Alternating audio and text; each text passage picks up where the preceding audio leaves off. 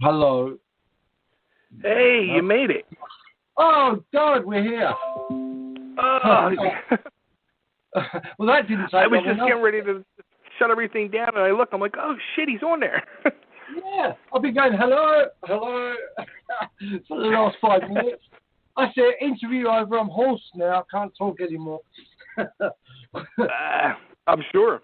You Yeah. know, it's funny because when I was going through things, like when I do these interviews with people like yourself over in the UK, the one that I've always that really taught me how to use the system right to get these done is a friend of yours, Mr. Bernie Tourme. Oh, right, okay, yeah. Yeah, he would know all that sort of stuff. I'm a drummer. I just hit things, so not as technically minded. Anyway, we're there. Thank God. How you doing, buddy? You all right? Absolutely. Cool. So whereabouts in the States are you? I am in the Philadelphia area. Okay, right, nice. I used to live in I used to live in on the East Coast in Maryland, just outside a place called Severna Park, which is just off of Chesapeake Bay. Okay. Which is very How nice. about that? How long ago was that? Oh my God, that was when I was married to Jody. It would have been 85, 86. Oh wow. Yeah, quite a while ago. Yeah, now you. I guess that's like after the whole Samson thing when you came over to the States for a little bit. Then. Yeah, that's right. That was later. That was 89, if I remember rightly. Wow. I mean, because I came over and Paul came over at the same time, and that's how we hooked up, and we did that those couple of gigs. It was good. Cool. Yeah, it's been a long career. Can you believe everything that's gone on over the last 40 years? No, not really. I mean, it's crazy, isn't it? Everybody's life takes a different direction every now and then, and it's just really strange. You look back and I think, wow, I've known Bernie now since 1979. I mean, that's incredible. You go back and you think, wow, that's amazing. I mean, with this album, I haven't put any new Thunderstick stuff out since, oh my God, it's got to be 33 years, something like that. Yeah, it's funny because growing up, I remember, I'm closing on 50 years old, and I remember growing up in the 80s as a teenager and into the music scene, and I would always see the magazines where you would see the infamous Samson pictures and Thunderstick, and actually just 2 weeks ago when I first got approached for this interview, I was at a local used record store, and I'm going through their inventory, and I'm paging through, and there was a Samson album in there. I'm like, oh, my Lord, Thunderstick, oh, wow, whatever happened to him? And I come home, and I have an email about the interview, which was totally mind-blowing. Yeah, that's a bit spooky, isn't it? Yeah. So, and it's you wonder, wow, where has he been all these years? And now, I research, and, I find out all this stuff, so it's kind of interesting. Yeah. Well, fire ahead, babe. Ask me anything you want to ask me, and I'll tell you. All right, cool. Well, let's go back in time for us a little bit. The whole Thunderstick persona character that you created. What was was there any special reasoning behind it, or you wanted to hide behind a mask, or? Well, a bit of both, really. Yes, there was a thing about what happened was that you're talking way back, in the dark ages now. Right. There was no, kind of media, and in fact, it was very little at all. In fact, VHS was only just starting to come in, and so the way that bands got their name and their faces around was usually through the music press, and the music press would maybe put in a poster of the band, and that you could pull it out and stick it on your wall. And I got fed up with seeing seeing drummers, like the lead guitarist up front strutting his stuff and the singer doing the same thing. And then you'd see a row of cymbals and a load of hardware and the top of somebody's head. And that would invariably, of course, be the drummer. So I thought along the lines of, there were very few drummers that had that big persona. Of course, people like Keith Moon and obviously John Bonham and all that kind of thing. But the general sort of run-of-the-mill bands that you would know who the guitarist was, you'd know who the singer was, but you'd never know who the drummer was. So I just did exactly that. I created a faceless drummer. When in doing so, I couldn't call it Barry Graham or Barry Graham Purkis. So that's how Thunderstick was born, really. Now, did you come up with the whole character as you guys were forming Samson, or was this something before Samson that you started doing, or? I'd always been a bit of a theatrical nut. I loved a lot of theatrical bands such as the Tubes and Dear Alice Cooper and all those kind of bands that really had a nice theatrical thing going for them. And so I'd always done that sort of thing. I'd always painted my face up, and even when I was with Iron Maiden before Samson, I used to still sort of, paint my face gold and all kinds of weird and wonderful stuff. And so Thunderstick sort of came along, just shortly after I joined Samson, really. Now, how were the other guys, like even going back to like the early days when you were in like those original formations of Maiden? Like how was Steve Harris with that, and how were the guys at Samson with the character? Well, obviously Steve didn't have to, I wasn't Thunderstick in Iron Maiden, but as I say, I used to paint everything up, and it was great because it was a focal point for the band. Steve was all right about it. I mean, it didn't detract from the music, and actually it enhanced the music when you were playing live. So sure, something cool to look at as well. And I don't think Paul was too enamored with it with Samson to begin with, because he was Paul and I shared quite a background in the music that influenced us and we liked, and most of those sort of bands were kind of a terminology spit and sawdust type of bands. They were like, no big deal about dressing up, and it was denims with a shirt and that was it. But Chris Aylmer, the bass player, loved it. Totally embraced it, and we both went along with it. And of course, Paul was outnumbered. And then when we found Bruce, we had another, number to our ranks, and we totally outvoted him then. So it became very theatrical then. Now, did it become kind of like the whole Kiss mystique, where people were always trying to unmask you and wonder who you were and chase you around? Did it become like crazy like that at all for you? Yeah, crazy is the right word, because of the Kiss mystique, that kind of thing, that never letting anybody see who you were. I was the same with that. We could go on tour and we'd have a support band with us out on tour, and we would finish that tour and they had still never seen me without the mask on. Well, they had, but they didn't know who the hell I was. And it was really quite strange, because I could be standing at the bar after a gig, with the guys, and you get some fans come up and they'd start talking to Paul and Chris, and they'd say, "Where's Thunderstick?" And they'd say something like, "Oh, well, he ran off screaming into the night," and there I was standing right by the side of him. So, but after a while, it became really quite strange, because I took on the Thunderstick persona, and I started the kind of lines between Barry Graham Purkis and Thunderstick started to get a little bit smudged, and I didn't know where one ended and one began. So it was a lonely life, because I would do my sound check dressed with the mask on and all the rest of it, and then the rest in using the mask, I would always black my eyes out and black my mouth out with really thick grease paint, stage grease paint. And it was a so-and-so to get off. It was horrible stuff. I mean, nowadays it's a lot easier. You can just apply something and you can almost wash it off. But in those days, there was just this horrible greasy muck.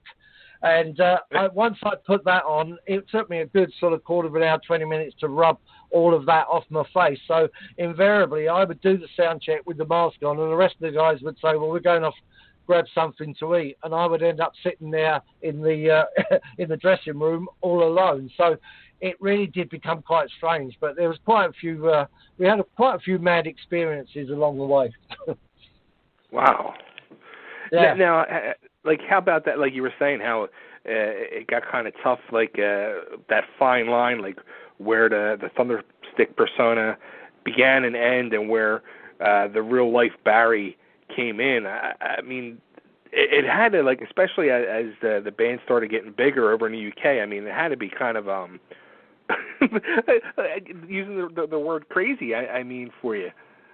Yeah, it was. Yeah, it was. That's exactly what it was. It was crazy. I would kind of, image up, as it were, before we got into, say, for example, we're driving to some place to do the gig, and I would image up before we actually got into town, because obviously there would be posters up advertising, where we were playing and promoting where we were playing. And so I would check into hotels like it, and yeah, it did. It really became quite crazy. It really did. But, these days I know how to handle it.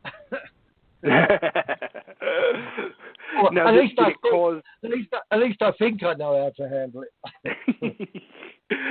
Did it cause any tensions between you and the other guys in the band? Because, I mean, you truly were the face of the band, so to say. Yeah, in the early days, no, not because all publicity was good publicity, and if I was the focal point for that band all the time that we were getting press with it, that's great. It's all, let's go along with it. It in the end, it led to me leaving the band, Samson, because it did become quite a horrible thing for them. Well, not horrible, but it just became a bit of an encumbrance for them. And right. Paul wanted to change it. Paul, you see, I was trying to go more theatrical all the time. I mean, in the early days, it was insane. We had so many pyros and so many this and that, and massive, great confetti cannons and bloody, you name it. I mean, the stage looked like a bomb site after we'd finished with it. I really did. I mean, we had a roadie who was a pyromaniac. He would like. I'm sure his goal was to try and set fire to the venue that we were playing at, and sometimes he actually succeeded. but yeah, it did become, after a while, it became a little bit of an aggravation, and I wanted to branch out theatrically. And the one thing that did it was the magazine called Kerrang was in its infancy at that time, and they did an interview. They being Paul and I believe it was Bruce did an interview with Kerrang, and on this particular occasion they said, "Look, could you please not ask us about Thunderstick and what he's doing and this, that, and the other and all the rest of it? How about just asking us about the music and how we feel about the new album?" And this would have been shock tactics. And let's go along that line as far as the interview goes. And unbelievably, because I wasn't there obviously, and unbelievably when it was actually they had the publication, it came out, that particular magazine came out. And the interview was titled Fly and Mighty.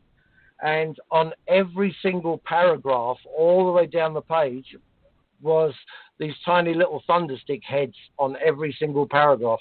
And the guy that wrote it up still went on about whatever it was. Excuse me. I've got it somewhere, but I can't remember, what he was actually asking. But it still went on about Thunderstick, and that was it. It put the last nail in the coffin, really, for my relationship with the band at that time, obviously, because I went back several times after that. But it was on a lot better standing when we got together and reformed. It was a lot better. It was a lot nicer. But yeah, unfortunate. But that's the way it is. Now, how about, like, I mean, back again around that, I guess it was around 1980, where you had the opportunity to, I guess, rejoin Iron Maiden before Clive Bird went on. And there was, like, I guess, a kind of like a switching of the drummers, shall we say, where Clive came from Samson and went to Maiden, and something along that lines? Yeah, it was. I mean, it didn't happen as clinically as that, but yes, it invariably ended up with me gigging with Samson with Iron Maiden stenciled on my drum cases, and vice versa for Clive with them. They had a guy called Dougie Sampson who played with them. When we went out on a thing called the Heavy Metal Crusade, it was me that put forward Iron Maiden as a good support. And that's exactly what happened. We had Angel Witch opening, we had Iron Maiden in the middle spot, and Samson headlining. And it was a tour. I can't remember what tour it was exactly. I think it was the Heavy Metal Crusade. Anyway, we ended up the tour, and we were just coming to Christmas, and suddenly the phone goes at home a couple of days before Christmas, and it was Steve Harris, and he said to me, would you consider coming back to Iron Maiden? And I mean, it just took me completely by surprise, because that week there was a music publication called Sounds, and they had put my face on my face in the mask on the front cover, and there was this huge, great double-page spread with the actual terminology, the new wave of British heavy metal, and Kerrang written on it. So that's where those two, the terminology was actually coined on that particular publication. So it ruined my Christmas. I was backwards and forwards. What do I do? Do I stay with Sam? So he obviously didn't want Thunderstick. He wanted me. So 2 days after Christmas, I went and played with them, and they hired in a drum kit, and we played, and I was asked if I was still interested, and I just didn't know what to do. I said, I've got it in my diary, because I was actually keeping a journal all the way through that period. And I said, I'm going to have to need a couple of days just to think about it. And we kind of agreed on that. I say we kind of agreed because it didn't go down too well, that I still wanted to take another couple of days when, Steve was after an instantaneous reply, really. Right. And we were just about to go in and I believe we were going to go in and do Head On. So the timing was very strange. And then the next thing, Steve didn't phone after that. I didn't phone them. I made the decision and said, right, I'm going to stick with Samson, because the Thunderstick image was really taking off. And we went in and started doing the album. And then the next thing I found out was who had got the gig, but Clive Burr, which was, as I say, quite a strange thing, really. But then again, Iron Maiden and Samson, they've been intertwined quite a fair bit, really have. Sure. I mean, I came from them, and then Clive came from Samson, and then we have, of course, Bruce. So it's all, it's quite incestuous, isn't it, really? Now, how about, do you think the love of, your love of Thunderstick, or the love for Samson at the time, made you not want to join Iron Maiden? Well, that's a good question. I mean, I can remember at that meeting, when we had a blow together, I remember Rod Smallwood standing there, and he said, this band is going to be bigger than Led Zeppelin. And I thought to myself at the time, that is really, really great for a manager to believe in the band that much. That's pretty good. But I kind of guessed that he was right. I wouldn't for a moment like to put a definite on that as to whether they are bigger than Led Zeppelin. I would imagine they probably are, because Led Zeppelin didn't play the kind of places that Iron Maiden have been playing, and therefore the fan base wasn't as big. Even though everybody loves Zeppelin, it probably wouldn't be as big as Maiden have these days. But sure. That's a good question. I don't know is the honest answer to that. I don't know whether I was very involved with Samson. We were a four-man writing team, and when Bruce did join, we had a lot of material that Paul, Chris, and I had been writing, and Bruce had a load of material, so we put the two together, and that's what actually was the basic core of the Head On album. But right. I really don't know what the answer is there. But it's a good question. Did it bother you, 2 years later, 3 years later when it was, when Bruce went and joined Iron Maiden? No, because I'd gone by then. I mean, okay. I left. I can't even remember the date, but we got, when this magazine came out, it led to a big kind of furore between the two of us, Paul and myself, and that was it. I said, okay, fine, thanks a lot, see you around. And then it was only a short while afterwards, I think they did Reading Festival, and the old story that both Smallwood and Steve Harris were there watching his performance with Samson, and it was after that performance that they collared him and said, would you like to join Iron Maiden? But I was off the scene by then. Gotcha. In fact, I probably think that at that when Bruce did do that, I think I was playing with Bernie Tormé at that point. Okay, cool. Very cool. Now, did you get approached again after Iron Maiden parted with Clive in the early 80s, or? No, definitely not. I was well gone by then. I was off the Christmas card list, I should imagine. and by that time, everybody had moved on, so you can't keep looking back. And no, I think as we know, Nico's perfect for them, isn't he? Really, I mean, the way he plays with Steve, it's a perfect combination. And as to whether I would have fitted in to that degree, who knows? But there you go. One of those unanswered questions that will never be answered. So then after the whole Samson era, and you went on and formed Thunderstick, you truly, I guess, followed more of your own musical influences, like you mentioned, like the Alice Cooper and the Tubes and all, where you truly made the whole band more theatrical, like yourself. Yeah, exactly.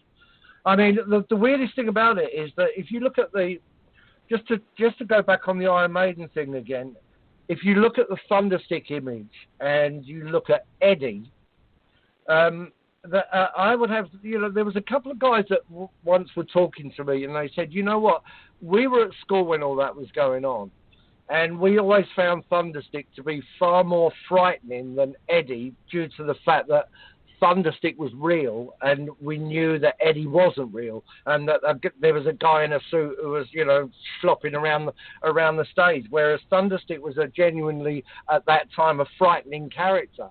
And the reason I put a female at the front of the band was the fact that at that time when Samson were around and I was doing my thing, women's emancipation was a really big movement in the UK at that time, and they started honing in on us, and excuse me, and they were talking along the lines of that because of my mask was quite brutal looking, that mask in comparison to the mask that I have within Thunderstick, which is a lot more user friendly, it's a lot happier. They started ripping all our posters down and saying that, that we were, at the time there was a guy called the Cambridge Rapist, and a terrible thing, he would break into people's homes and rape women in their own homes. And what was he wearing? Of course, he was wearing a Thunderstick type mask. And so yeah, exactly. They started going down the line of, Thunderstick is nothing but glorification of a rapist. And that was a million miles away from what I was doing. Thunderstick was a knockabout character, the sort of guy that you would get in a Hammer horror film. There was nothing vicious about Thunderstick at all. I never did anything that belittled or anything like that on stage. So because of all this, I thought, when I formed my own band, great, I'm going to put a female vocal at the front of it. And then if I do get any of that kind of grief, I could just go, you go and talk to her. She'll put you straight on all this. And yes, it did become very theatrical, and I was able to do a lot more than I wanted to do on the theatrics with my own band than we did with Samson. Yes. Was it hard to, at that time to find like a female singer to do what you had in mind? No, not at all. Quite the opposite, in actual fact. I think it was a comparatively new thing that you had metal bands or rock bands or whatever you want to call them with female vocalists. There was only a few. Right. Doro Pesh being one of them with Warlock. And I had three singers that I really I thought were really good. The first one was a Scottish girl called Vinnie Munro. She did some demos with me, but unfortunately during the course of doing those demos she lost her voice, and oh, wow. I was a little worried that the material that we were doing really didn't suit her voice that much, so I thought it best that we parted company. We then had another lady called Anna Marie Borg. She was Maltese, and much the same thing. She blew her voice out. She was on the EP Feel Like Rock and Roll. She did 4 tracks on that EP. And then the third person to come in was Jody Valentine, and we ended up obviously being a couple, and we got married, and it was great because we could really work together. And it was a really good relationship in as much as that we both knew exactly what we wanted from the band and how far right. we could push it and all the rest of it. So, yeah. And, I mean, No, I was going to say, like, and how was that, like, being that you guys were together in a couple and you worked so, I mean, I guess it must have been good because you guys worked for many years together. And, I mean, did it carry over into like any, you know what I mean, like fighting on the music end that carried over? Yes, more yes. Yeah, of course it did.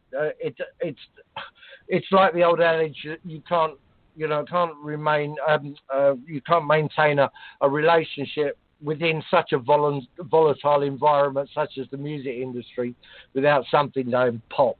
And it did, at first it was great. We were able to keep it all under control. But then bit by bit, yes, it would creep into our private life. And, it was hard. I must admit, it was quite hard sometimes. But, there were other people that were doing it. There was, Jesus, what's the drummer from Terry Bozzio? And what was his wife's name? Dale Bozzio. Yeah, Dale. And they had a great thing going at that time with Missing Persons, and we were a bit like that. And we really knew what we wanted, and it was strange because Jody and I would end up signing management contracts, but the rest of the band wouldn't be asked to sign. And so it was only us. We knew that we were the hardcore part of the band, and right. I mean, it's only to bring it right up to date. That is the main reason that I've done this album 33 years after the event, in as much as that after finding out that Jody died last year. And oh wow, it really got to me. I mean, it wasn't the fact she had died, it was the way that she had died, because she had early onset Alzheimer's disease. And she was put into a home, and now I don't know how much of this is true, but I've been told by a lot of people that knew her at that time that her mother, I don't know how to say it, it's probably not for broadcasting this, but her mother actually, put a stop to all her friends and people she knew from, and just kind of put her in this assisted home, and she was in assisted home for 5 years. And there was a guy that contacted me who was a musician.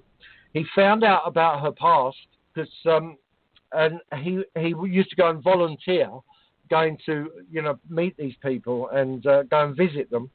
And he took the album in that I had put out in 2011, which was a remastering of all of our material at that time, plus some oddities that had never been put out. he took the CD in and played it to her, and the worst thing that he could have told me was the fact that she couldn't even recognize her own voice, her own singing on that album. And she kind of just looked and stared out the window, and that really kind of carved me up a little bit. And so there was a lot of material that Jody and I had been doing live back in the day, and I just thought, you know what, I would really, really like to record this material, bring it up to date, and that's what the whole album is really kind of is my way of paying a kind of homage to Jody, really, and saying it's my final sort of goodbye to her.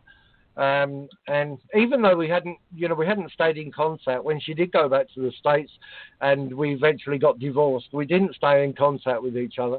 She gave up all the music industry and singing. She became she had a classical training in piano. She had a degree in classical piano, so she went back to giving piano lessons and gave up the singing completely. So it's been kind of hard, but I've thoroughly enjoyed the process as well. Obviously, it's almost like it's a laying ghosts to rest and a closing of a door for me, really. I guess it's kind of been like almost like therapy for you as well, going through all this. Yeah.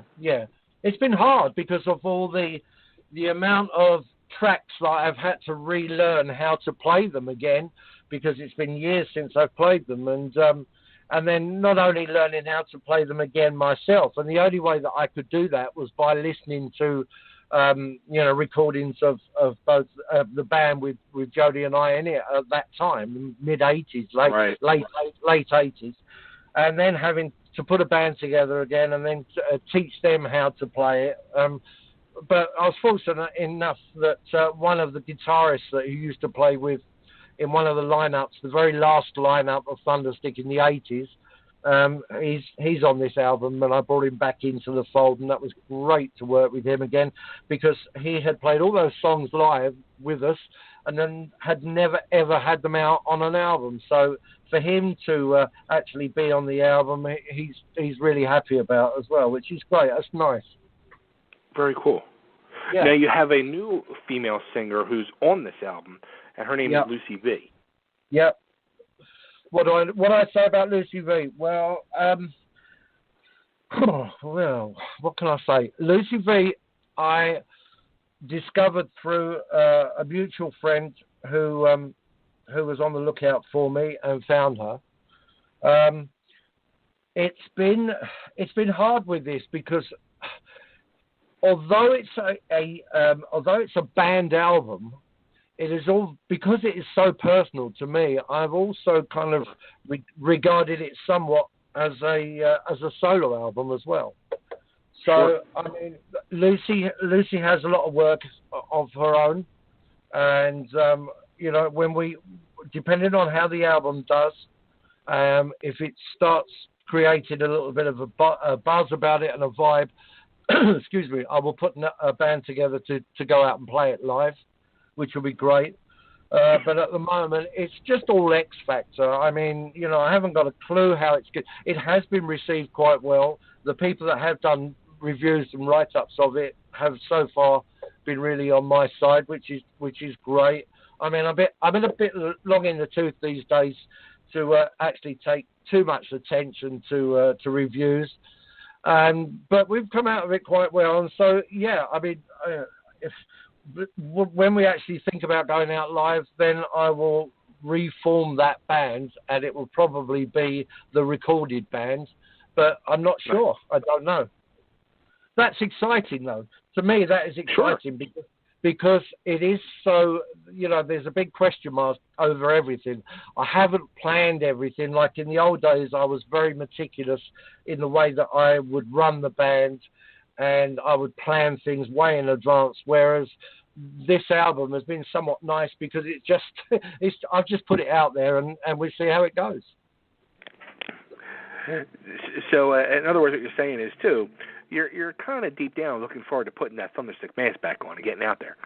Yes, you got it. Yeah, definitely. Yeah, I mean, it was fun doing I did kind of promotion video for because we've done really well. We've used a thing called crowdfunding. I presume you have that in the States as well, where sure. you can. We have done so a large amount of it. A large amount of the money to record it, I've put in myself. But also we have had a substantial amount coming in through crowdfunding, which is really great. I mean, at the end of the day, when you're asking people to part with their hard-earned cash, that's when you really find out how what kind of fan base you have, and to find that people are actually prepared to, and I've been absolutely amazed by some people who have put in really big bids about various things, and they don't want anything super in return. All they just want to do is feel as though they were part of that making of that album, and it's a very humbling experience. It really is. I can't kind of be conceited about it and go, oh well, yeah, I knew I had a big following or whatever, because to be honest with you, I didn't know how much of a following I had, and it's really surprised me. It's been really, really absolutely amazing for me. It's been quite incredible. Was that a scary thing? It's funny because Bernie Torme, I mean, he's done his last few albums, and he's been hugely successful doing the crowdfunding. And I've said to him, like, you have to be. I would be petrified. Like, does anybody care? You know what I mean? Like, is anybody actually going to donate anything? So, I mean, was it scary going into that? Yes, it is. Yeah, it is. You hit the nail on the head. That's exactly how you feel. I mean, Bernie is because he's a friend, and I've known him for years and years and years. Bernie is one step up further than I am. You know, I'm the first to admit that. I mean, I've got my pedigree, and I've got my little niche within the idiom that I play in, and hard rock, classic rock, whatever it is. But, Bernie's one more step up the ladder. I mean, he's ex-Ozzy Osbourne, for God's sake. He's ex-Ian Gillan, and Dee Snider and all those kind of... And because Bernie gets out there and has been out there doing it for quite a while now, he generates that following a lot quicker than I did. But it was scary for me. And bit by bit we got there, and I, as I said before, I just really, really feel very humbled by it all. That's awesome. Now, did you do any giveaways of like mask? I didn't actually give away any masks. No, that's actually a good idea. No, I put a few up on but I think there's only 2 masks in that lot. I have about 20 of bloody stupid things. I've never got 20 masks, for God's sake. I have one for lounge, one for dinner, one for sound checks, and one for the gig, and etc. etc. But no, there's only 2 masks, and the original Samson mask, and the Thunderstick mask that I wear now with all the rhinestones all over it and everything. But yeah, I've got a few in the loft, so I must do that. I must do some kind of. I think if I did any kind of charity stuff, it would be for probably Alzheimer's, because of the connection with Jody, obviously. So that's a good idea you suggested. That I think I will probably do that now.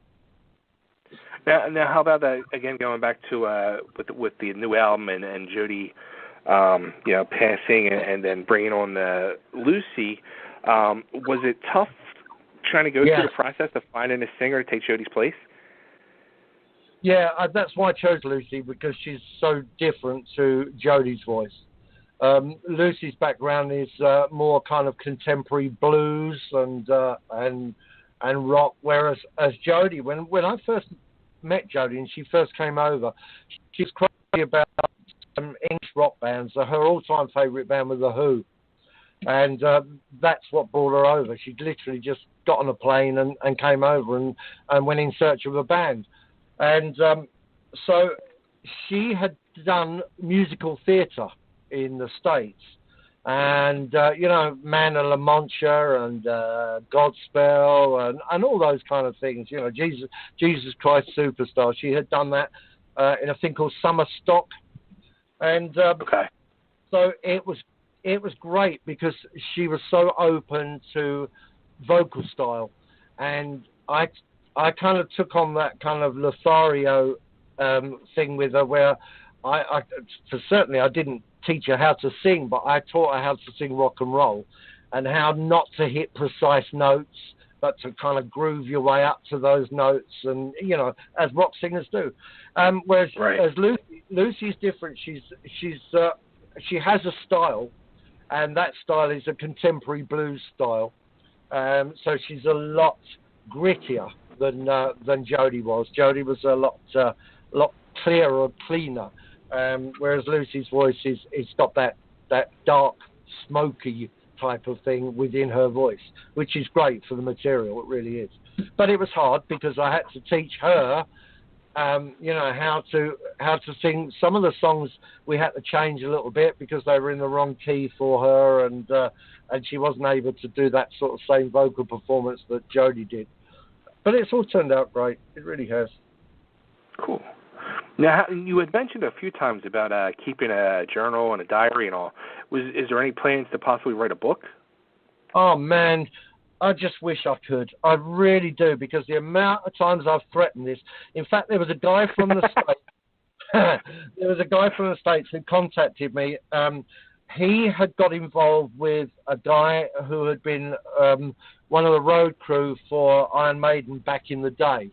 And he'd written this, Loopy his name is, and he'd written this book, and this guy from the States had got involved and financed it and backed it, etc. He then got hold of me and turned around and said, have you ever thought about writing a book? And I said, well, yeah, I've thought about it so many times, but it's just a case of starting it, because I did keep a journal all the way through those days, and some of the crazy things that happened, I mean, you wouldn't be able to make it up. You really wouldn't. And it would also be great fun to do so, but I've just got to get it together to do it. Basically, I'm lazy regarding that, and I must sit down and start. Once I start that first page, then hopefully we can roll on from there. But there's some real crazy stuff. There really is. I mean, I'm sure it's a rock and roll book that people would like to read. I'm sure. Now, and going back to the whole Iron Maiden thing, you were talking about Eddie early on. Do you think Thunderstick had any influence in the birth of Eddie as like their mascot? Whoa, that's a loaded question. I couldn't tell you. I haven't got a clue. I've thought that a few times, but I don't think so. I mean, it was what happened was that when I was with them, they had a singer that used to do a little bit on stage during Iron Maiden. He had a rapier sword, and he used to put it across his mouth as if it was, cutting his mouth opening, and he'd have a couple of blood capsules in his mouth, and he'd spit blood out, and that. So they then took that onto a kind of a head that was behind the drummer. And they built in a little thing where it foamed red liquid coming out of its mouth, and then that later went on to become something else, and then eventually it became Eddie. And the reason it was called Eddie, as you probably know, is that because in Cockney you don't pronounce the H of head, and so it became Ed. the band's Ed, and it became Eddie. And there we go. So, I don't know. Who can say? Cool. So, all right. So the album is called Something Wicked This Way Comes, and let's tell everybody where they can get that at. And you can get it on. I have a web store called My Free Web Store, and if you just put My Free Web Store in /Thunderstick, that will take you to it. It's going to be available. The release date, the official release date for the CD, the download is available now. The CD will be available as of the 31st of this month. You can get it through my Facebook. You can get it through my Thunderstick page, Facebook as well. You can also get it through Bandcamp, which is good. That's downloadable, and or you can pre-order it. So yeah, quite a few places. Just go on Thunderstick Facebook, and it will direct you. I've got my own Thunderstick website, and it's been dormant for quite a few years now. It's been inactive, not doing anything. And I've just started all that up again, so we're in the process of redesigning all that. So yeah, there's loads of places that people can have a look. It's got to be exciting for you, this whole resurgence of Thunderstick and the music and all. But it really is. I mean, I can't begin to tell you. It's been hard work. I never expected it to be as hard as it has been. And we've had lots of false starts and bits and pieces going wrong and one thing and another, just to try and get an album out there. And it has been hard. But at the end of the day, as I said earlier, it's really a laying of, and it's just a closure, really. It's a closure on that material. My last goodbye to Jody, as I say, and it's great. Because, and also the pledge thing that we were talking about, I didn't know if people were still going to be interested out there, and to find that there are people interested and they want to go and buy the album, that's great. Sure. It's so nice. I mean, I don't know what else to say really. It's just cool. Sorry, man. Cool. All right. Well, I want to thank you so much. I'm so glad we got this figured out and got you in here. Yeah, eventually. Awesome. We got there eventually. If I can just ask you to cut an ID for me before you go, that would be the final thing. That's great. This is, I guess this is Thunderstick, and you're listening to Totally Driven Radio. And this is Thunderstick, and you are listening to Totally Driven Radio. Awesome. Barry, thank you so much for everything, and I'll let you know when this is going to air. That's great. Thank you, Bay. It's been really nice talking to you. You too. Take care of yourself. Take care, man. Bye.